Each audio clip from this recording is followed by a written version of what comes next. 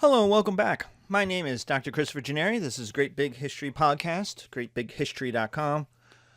Today's episode is World War I from 1914 to 1919, though we have two different stages from 1914 to 1917 and from 1917 to 1919. The thing about the First World War is it's not one war. It's actually a lot of different wars. There's France versus Germany, Germany versus Russia, Russia versus Austria versus Serbia. There's Britain versus Germany for control or at least freedom of Belgium, and Britain versus the Ottoman Turks for control of the Middle East. There's also Italy versus Austria. That's from 1914 to 1917 alone. After 1917, there's the US, the United States versus Germany and Austria for democracy and a little bit of capitalism. There's Russia against itself, and there's kings versus democracy, or democracy versus kings, everywhere. So as you can see, it's a mess, and this is going to contribute to why it's so deadly, so destructive. The First World War is different. It is a watershed. It changes everything in this course. For the rest of this course is affected by the First World War. Everything is a result of the trauma of First World War. We are still in the trauma of the First World War.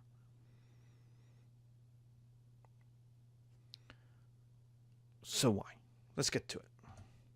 What are our causes? Well, the first is German reunification, or German unification, since Germany was never unified. Scares France. And what France wants is revenge for 1870. What happened in 1870? The German state, the German country of Prussia, with its German homeboys, invaded France and crushed it. And then Prussia went to its German homeboys and said, "Hey, Germans, how about we make a country and I lead it?" And the homeboys went, "Well, we've been independent for like 1,000 years. And Prussia said, "Yeah, but I got all the guns, and I'm awesome. And we just won." And those German states said, "Yeah, okay, we're cool." And so, boom, Germany. We get a new Germany. We get a united Germany right in the middle of Europe. That means it bumps into everybody. Where Germany used to be weak in the 1640s, my Swedes, the Swedes I do my dissertation on, invaded Germany and conquered the boop out of it. Move here, move there, burn this, burn that. The French did it. Russians did it. The English do it. Germany was weak. And now, out of nowhere, Germany is strong. This is the Charles Atlas story. He's the weakling at the beach who gets sand kicked in his face and everyone laughs at him. And he goes away and he works out.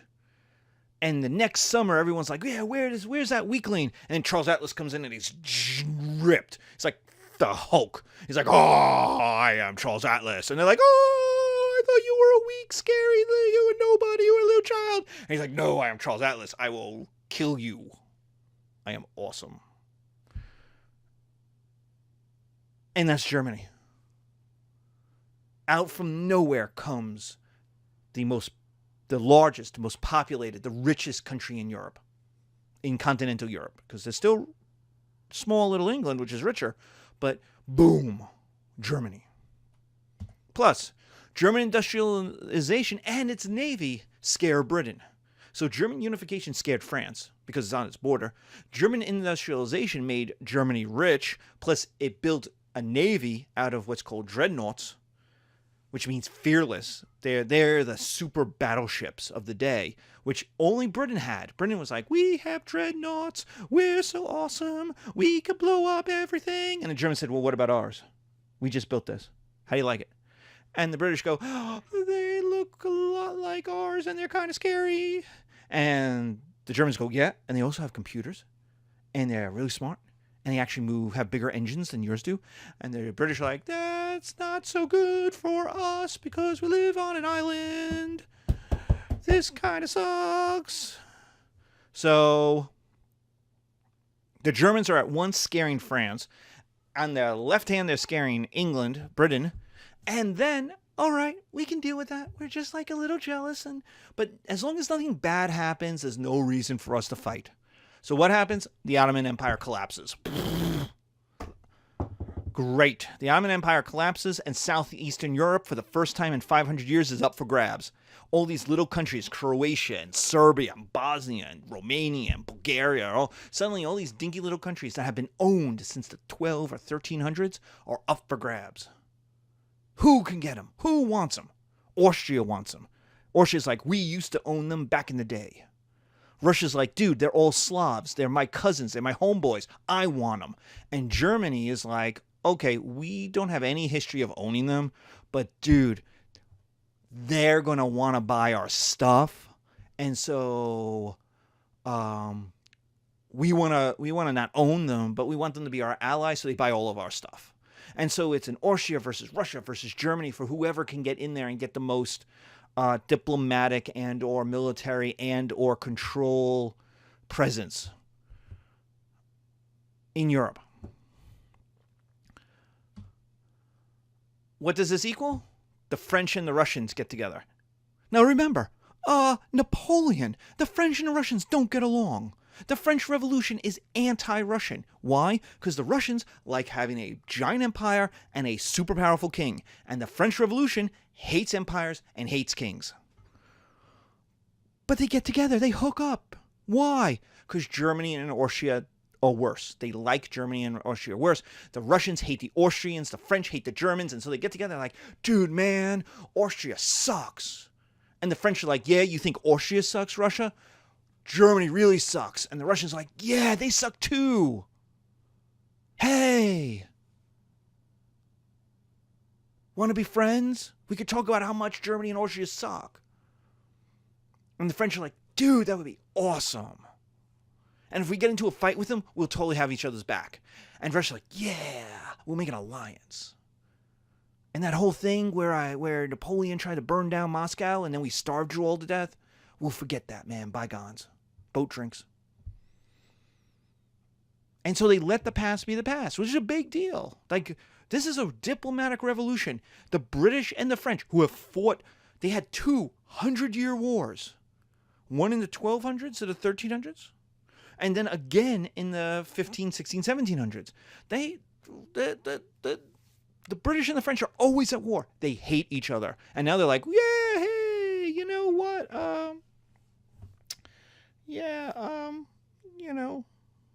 You're not so cool. You're not so bad. The Germans are worse. And what this all means is that a small war, a French-German war, or an Austrian-Russian war, or an Austrian-Serbian war, is going to be a huge war. There are no more small wars. Because it's going to be a pile-on. It's like wrestling. It's like where everyone gets in. Royal Rumbles. Everybody's getting in. Everyone's fighting each other. It's going to be huge. There are no more small wars. It's all going to be huge. So why go to war in the first place? Well, first of all, so now we know it's going to be a huge war. So obviously nobody wants to fight it, right? Wrong. Everybody wants to fight it. Everyone's like, oh, I cannot wait to shoot some Germans. And the Germans are like, oh, I'm going akimbo. I got my left hand at France, my right hand, I'm going to be shooting. I'm going to be boop, boop, boop, boop, boop, boop, boop. I'm like Neo in the Matrix. I am going to be shooting France on my left and Russia on my right. I'm going to be awesome. And the Austrians are like, oh, those Slavs. I have waited 300 years to beat up those Serbs. I have waited they have been such a pain. I am going to, I can't wait. Ooh, this is going to be good. War will solve those problems. Remember all those problems we just talked about? War will solve them. And so you get militarism. The idea that the army, that military might will solve the problems. And this comes out of Nietzsche and Freud. Nietzsche, philosopher, German philosopher, has the philosophy of the will to power. This comes kind of out of Darwin's survival of the fittest. The idea is those who are powerful act, and they exert their power on others. So that the world is made up of the weak and the strong, and you'd much rather be the strong than the weak. And war is the way to determine who is who.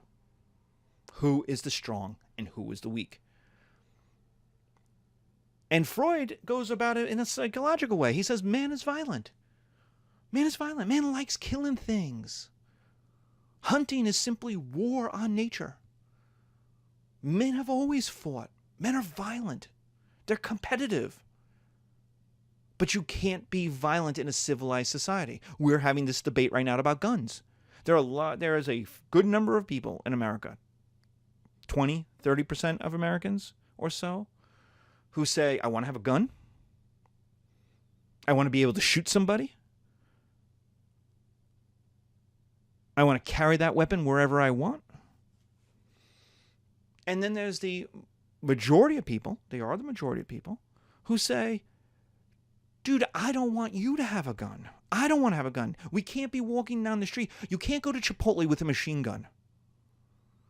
No, you can't order. I cannot order my barbacoa with you and a machine gun next to me.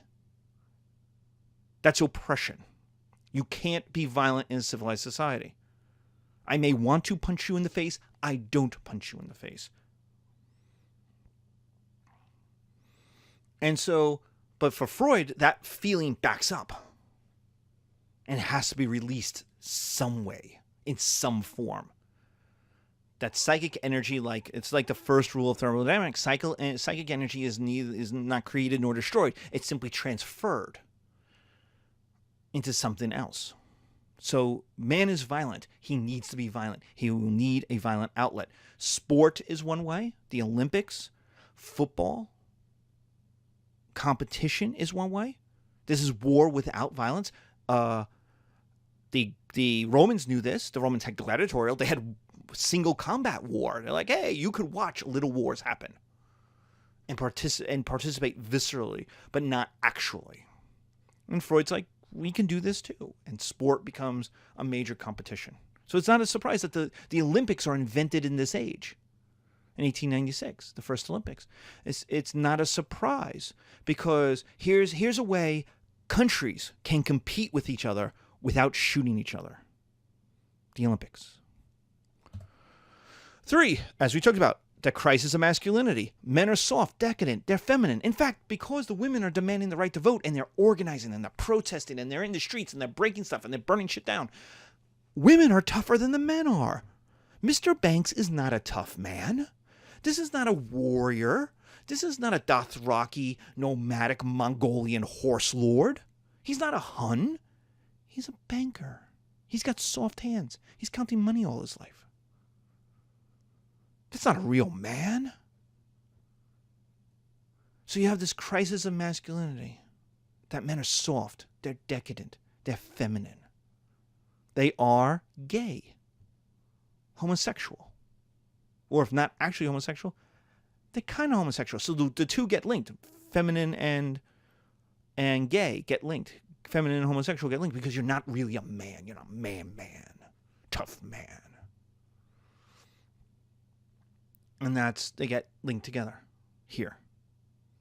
More than they had before. 4, you get nationalism. Ethnic groups want freedom and they want their own country.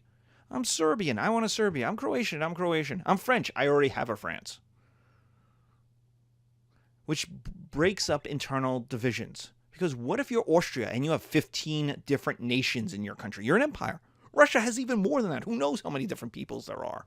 Latvians, Balts, Estonians, and people who haven't even been invented yet. And then you go out to Siberia, or at least to Asia, and you have all the Central Asian Turkish peoples and all that. Like, what if all of them want their own country? An empire can't exist. So Austria is run by the Austrian Germans, but they're a minority in their own country, in their empire. Their empire has Czechs and Slovaks and Serbs and Slavs and Croats and Hungarians and if they all want their own country, then Austria can't exist. The Ottomans are the same way. They have Turks, but they have Greeks and Serbs and Slavs and Arabs and Egyptians and people who haven't even figured out there's something else yet. So people who haven't figured out, hey, we have something in common, which we're different from them. So nationalism is threatening to break apart these empires, especially in the East. So what happens?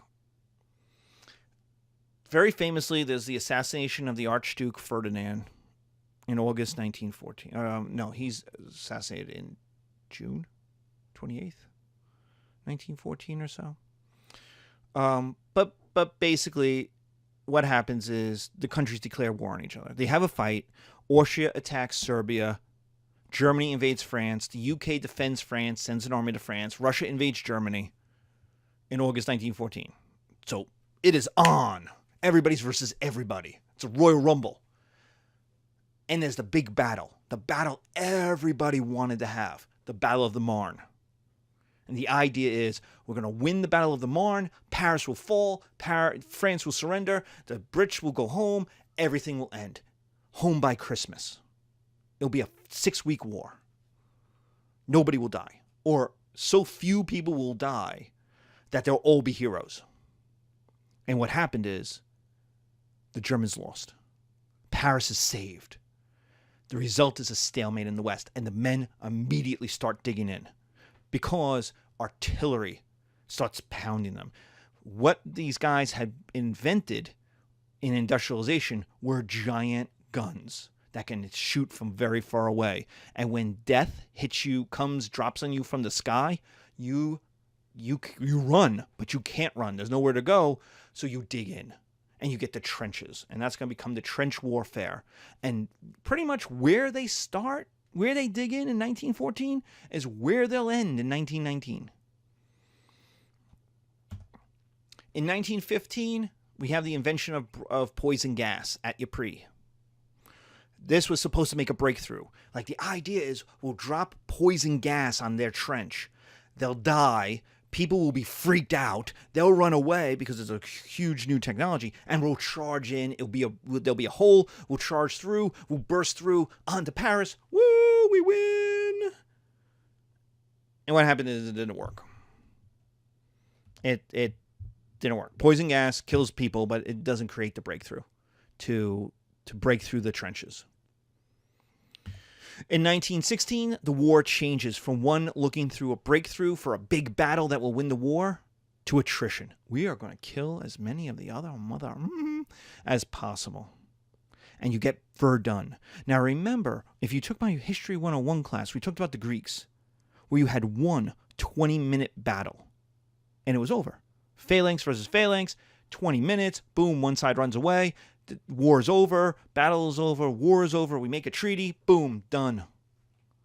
The Romans, a day of fighting, couple hours. Hack people to pieces, boom. And that's more or less battles. Every once in a while, you get a massive 2-day battle. And I mean, these are so massive, like the Romans write about them as like the fighting is so vicious that the dead fought in the sky with each other. They couldn't stop fighting. Like, a 2-day battle is like blew people's minds that you could fight for that long.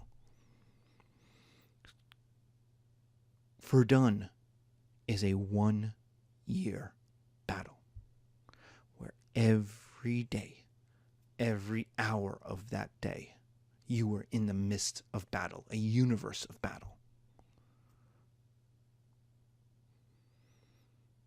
150,000 people will be killed. That's a large American city will be killed on each side at Verdun, on the German and the French side. The Somme, H-O-M-M-E, also in 1916, is a German-British battle. 60,000 British casualties on the first day, and they had 6 more months of it.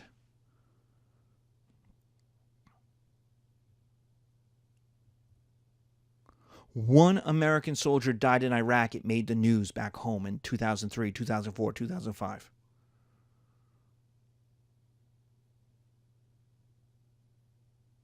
This was 60,000 in one day. You can't read that many names in 24 hours. And it went on for 6 more months. In 1916, you get the Battle of Gallipoli, where the British tried to conquer Constantinople. They used a lot of Australian and New Zealand troops who got butchered. Now, there's a lot of like, no, really, the British suffered too. But they were British officers for the Australians and New Zealanders, and they were sent into this maelstrom, and they were butchered. It was such a terrible battle that basically Australia and New Zealand afterwards said, yeah, we're kind of done. And they wanted to be their own countries at this point. It was the demand to leave kind of the Commonwealth, or at least the Empire. We'll be in the Commonwealth, but we're going to run our own things from now on. We have brave soldiers, and they're wasted by stupid British commanders who didn't care. The narrative is the British commanders knew it was a stupid idea, and they didn't care because it wasn't British troops. They were Australian and New Zealanders, and so they sent them in, and they got butchered by machine guns. Gallipoli is Normandy if Normandy failed. That's what it is. That's what it looks like. Gallipoli is a failed Normandy. Men stuck on the beach being shot to pieces by machine guns. And the Australians and New Zealanders back home said, F this, man, we're done. We ain't giving you troops anymore. Now, they'll continue the fight,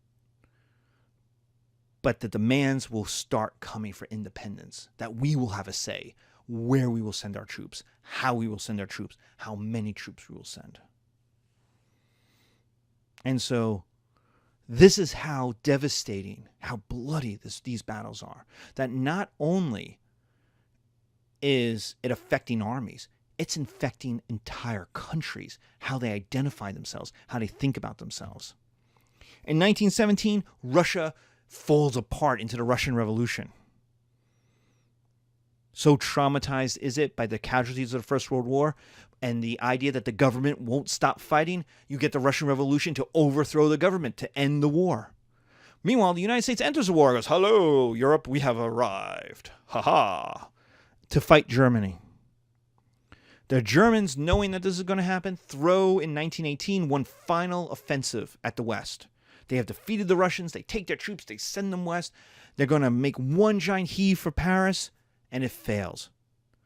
Ran out of steam, ran out of energy, and the German army began to collapse. The counterattacks from the fresh American troops, but also the veteran British and French troops, causes the German army to collapse.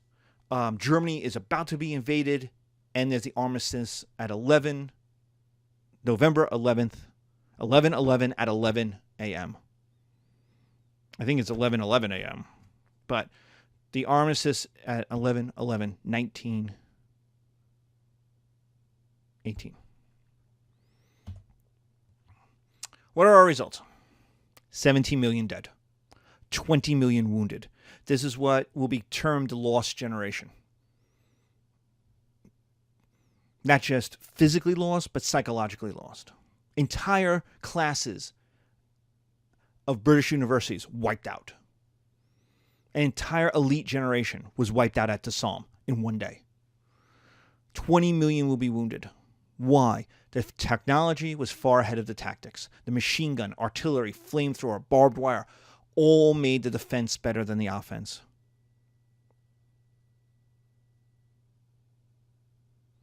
War now equals it sucks. People did not come out of the First World War, or most people do not. We'll talk about the group. We will talk about the group that comes out of the First World War thinking it was awesome. Don't worry. They are going to be important. But most people come out. If you read your Fitzgerald, you read your Hemingway, you read Yeats, you read Eliot, you read basically anybody writing about the war in the 1920s. Life sucks. War sucks. The hierarchy failed. The people who were in charge, who were supposed to know better, got men killed. God is dead. Nietzsche. Because how could God have allowed this bloodshed to keep going? civilization oppresses. I didn't want to fight in the war.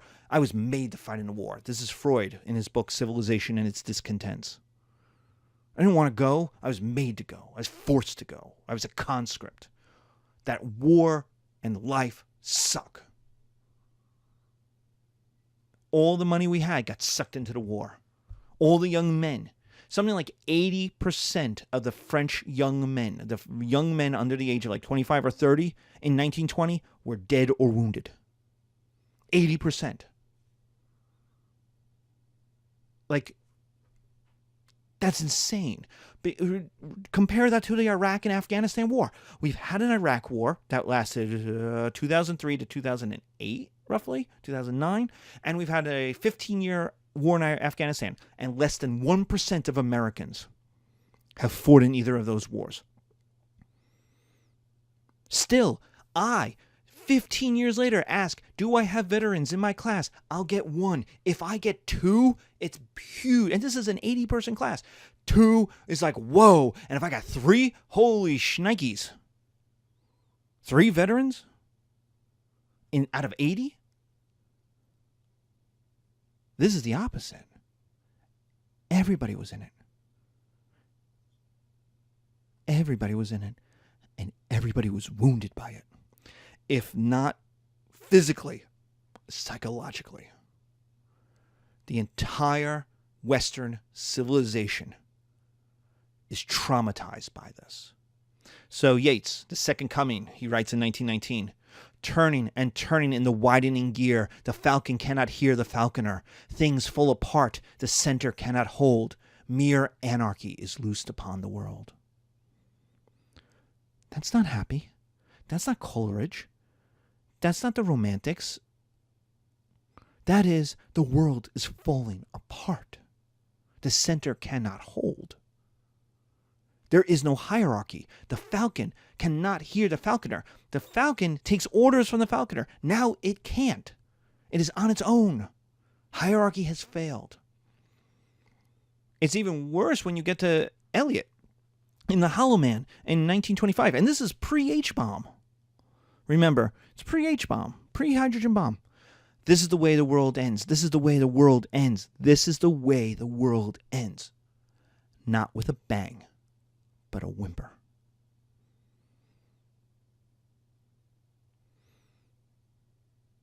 These are not happy poems. And there are more poems. There's the war poets that talk about death and disease and horror and blood and guts and brains, and they are the lost generation.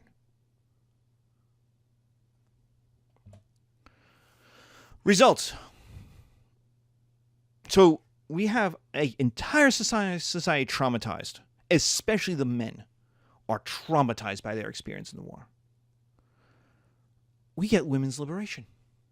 Why? Because they're going to work. All the men are going to go off the war. Remember I said 80% of the young men? Well, who's going to do the work while the young men are at war getting blown up? Women are. Women in every country are going to fill those spaces. They're going to work during the war. They're going to sacrifice. They're going to become nurses. They're going to give stuff to the government that it needs. They're going to give their children, their husbands. When the war is over, they say, I gave. I gave all I could give. I gave everything the government asked me to give. This is, by the way, you should understand this. This is how nursing became a women's profession. Nursing was a man's profession because it involved nakedness and blood, and there needed to be so many people that they took in women. This is very true in this American Civil War, that the profession of nursing became a woman's profession. It's only now, in the 21st century, changing into an equitable. Because for a long time, men fled nursing and they either became doctors or they just didn't go into medicine. And now they're going back into it in large numbers. But this is the change. This is where women become nurses and men stop being nurses, where they had been nurses before. So they sacrificed, and governments promised welfare Now, we have to talk about what that means in a second. But they promised stuff. Here's the thing. It's 1916. We have Verdun going on. We have the Somme about to start. We need men. Every government needs men in the army. So they go to the men and they say, join the army. Be a man. And the men look at what's going on in Verdun. Let's call it the early days of the Somme. They look at the early days of the Somme and they say, F that, man. I'm going to get killed. What are you, insane? I'm not going to join this. This is crazy. If I'm dead, I understand. And they go, whoa, what about the country? What about the nation? You have to save France. You have to save Germany. He goes, yeah, I understand that. I love my country. But I like my wife and my kids more. And if I die, what's going to happen to them? If I die, they're penniless. Who's going to give them money? Who's going to put food on the table? Who's going to raise them? Who? And the government says, we'll do it. We promise. We will take care of them. We will give them education. We will give them money. If you get killed, and let's be honest, you're going to get killed. We all know that. If you get killed, we'll take care of them.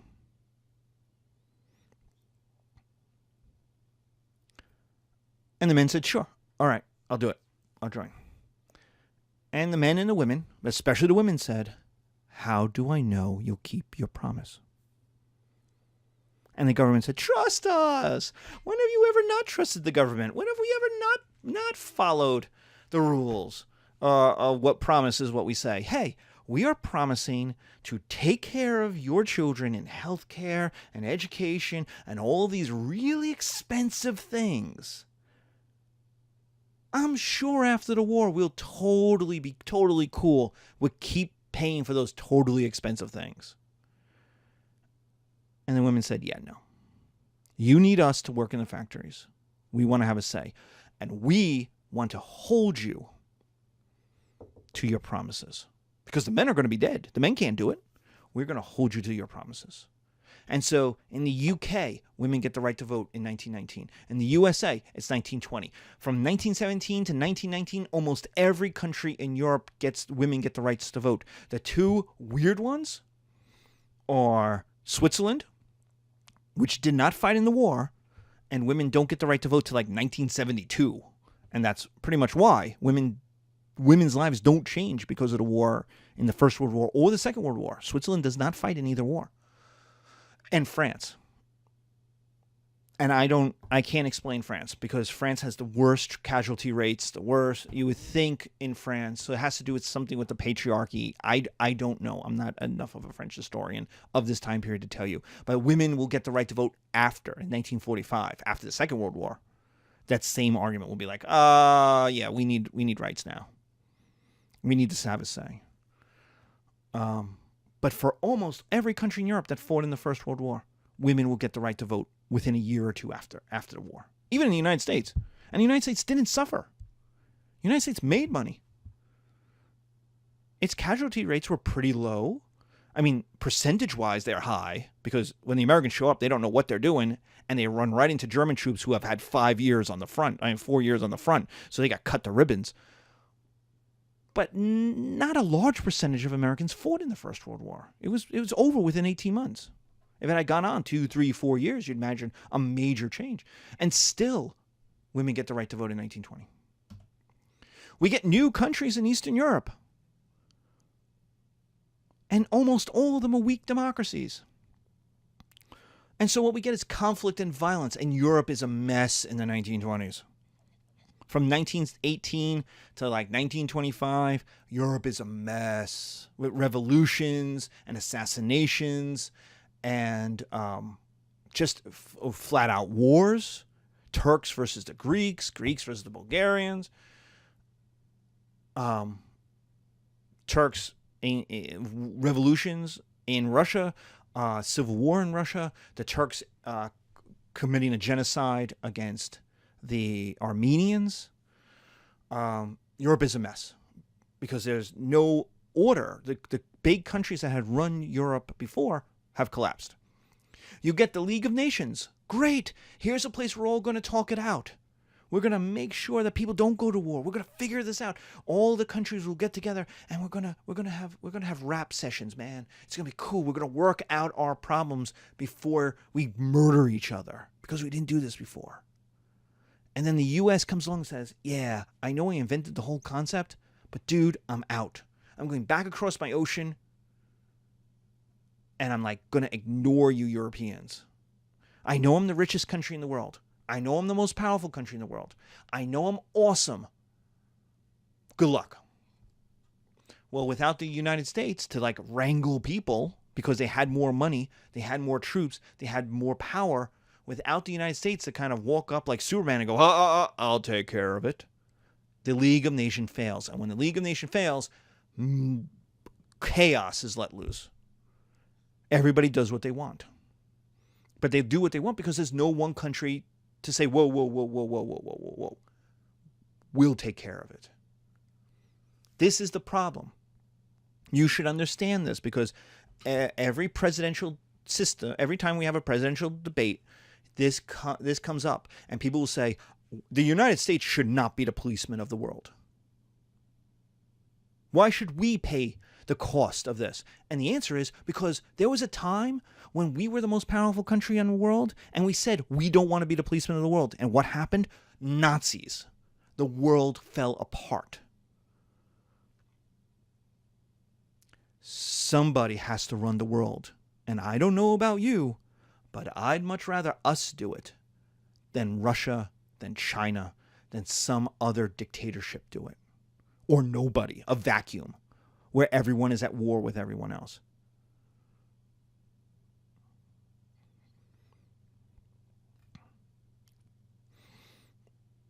You want, if you're going to run the world and get all the perks that come with running the world,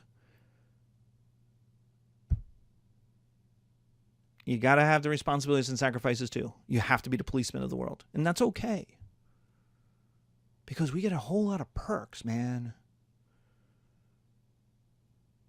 You know, think about the Roman Empire. Think about the British Empire. They didn't go, oh, you know what? Running the world sucks. No, they went, running the world is awesome. It costs some money. It's a bit of responsibility. But you know what? I'd much rather do it than be conquered by some other people. Being conquered sucks. Running the world is awesome. And we know what happens when the United States is powerful and decides not to run the world. And that's the 1920s. Good in rich places, a disaster in poor places. Chaos, war, death, destruction. The Treaty of Versailles blames Germany.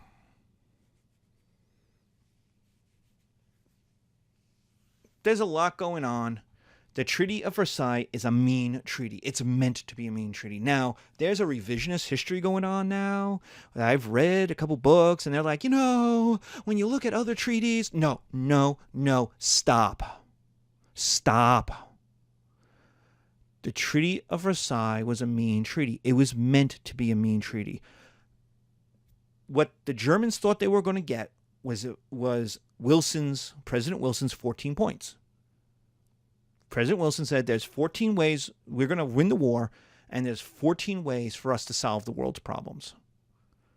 And Germany, when it surrendered, and it did surrender, we call it an Armistice Day, but they did surrender. They were defeated. Said, that's it. We want that, right? That means we're going to take a large chunk of Germany and make Poland out of it. We're going to do this. We're going to do that. But ultimately, it was a fairly fair, it would have been a fairly fair treaty. Little countries would get invented. The big Austria-Hungary would disappear as a country in the 14 points. So, you know, there was some harshness in it, but it was acceptable between a victor and a defeated. The British and the French looked at it and said, that's not tough enough. It's way not tough enough. And they created the Versailles Treaty. And it is super tough. And Wilson gave in on everything. He sold out his own treaty in order to get the League of Nations. Is the general story, anyway. But it doesn't matter because the Treaty of Versailles blamed Germany and forced Germany to pay reparations. Forced Germany to pay money to Britain and France to pay for the most expensive war that had ever been fought ever. The idea was to financially cripple Germany. What's the result? And this is why. When people are like, oh, it's not really tough, the Germans were pissed. You get Hitler and the Nazis. Hitler comes to power. The Nazis come to power, not by being racist. And they were racist. Don't get me wrong. They were racist. But the number one thing in Hitler's stuff is the treaty. I will get rid of the treaty. I will get rid of the treaty. I'll get rid of the Jews, but I'll also get rid of the treaty. And people said, yeah, he probably doesn't mean that thing about the Jews. He means it about, remember during the 2016 campaign where President Trump would say things. He wasn't yet. He was candidate Trump, would say things, and you would get his people who, like Kellyanne Conway, would come and go, you shouldn't take Trump literally. He means it figuratively, not literally. So when he means a wall to keep out Mexicans, he doesn't mean an actual wall. He means a metaphorical wall. So take what he means, not what he says. And the Germans were pissed from this. And Hitler's not the only one. Hitler is one of many parties. The communists were pissed. The fascists were pissed. There were lots of little parties that were like, F you, WTF, what the hell happened? And we're going to talk about what that means. But so don't come back with it really wasn't a bad treaty. It caused World War II. Just like the treaty of the ending the First Punic War created the Second Punic War. It doesn't matter if it was on its surface really bad or mean or not. It doesn't matter because the people took it as that. The Germans wanted to fight to change that treaty.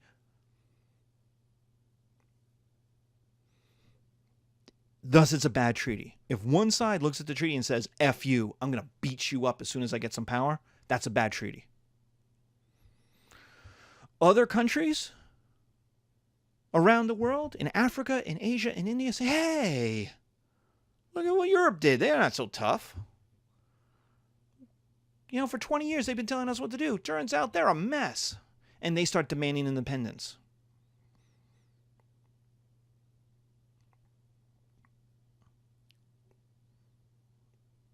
And so you start to get independence movements of other peoples, black, brown, Asian peoples, against European colonialism or European domination. Because they're like, hey, you people aren't so tough. We saw what you did. We fought with you. We fought against you. You're not so tough. We get communism in Russia, which now becomes the USSR, the Union of Soviet Socialist Republics. We get the Jazz Age in the USA, where we're going to drink so much to forget the war. We're going to get decadence in Western Europe. Again, like the Jazz Age in the United States. We're going to have drink and drugs, and we're going to forget the war. The USA is the richest, most powerful country in the world, and it's isolated. It doesn't want to deal with the world. It just wants to make money, suck its thumb, close its eyes, close its drapes, and just do its own thing. They don't want to lead, which means you have a rudderless world, and you get violence. And there are attempts to try to bring people together. There are treaties throughout the 20s, which is like, let's make some kind of order, and the United States will be part of those. But ultimately, you don't have the United States running the show. And the weakened, bankrupt, bloodied French and the weakened, bankrupt, bloodied British will try to keep on trucking, to be like, well, we'll just pretend it's 1890 again. And it doesn't work. You get the invention of the welfare state, which is now with us. It is the European model of government. It is the American model of government. We are not a capitalist state anymore. We are a welfare state. Thank you very much. We are less than Canada or Europe, but we're still it. We ain't laissez-faire capitalism. World War I ended any notion of that. Governments are going to take care of their vulnerable citizens, especially widows and orphans. Remember what we talked about. Remember that conversation about welfare and women and the right to vote. The government is going to take care of widows, orphans, soldiers, wounded soldiers. Government will do that. Government will provide that.